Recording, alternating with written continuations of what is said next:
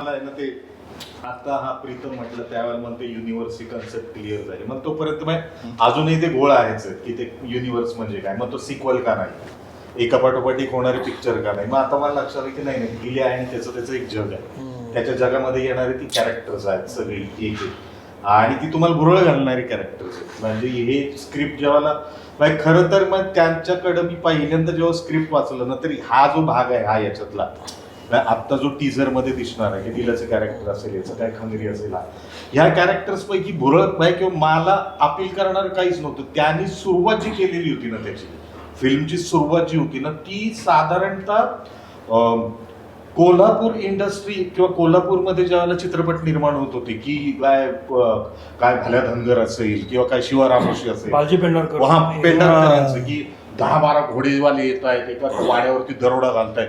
तर मी त्याला पहिल्यांदा तुला आठवते स्क्रिप्ट वाचल्यानंतर म्हटलं अरे मला तर फार फॅसिनेटिंग वाटतं की मराठी चित्रपटामध्ये या पद्धतीने घोडे आहेत, मारामाऱ्या आहेत, दरोडेखोर येतात, दरोडा पडतोय, एक सावकार आहे. मी म्हटलं मी नॉस्टॅल्जिक झालो. मी म्हटलं या हे फर्स्ट क्लास, हे आपण करू.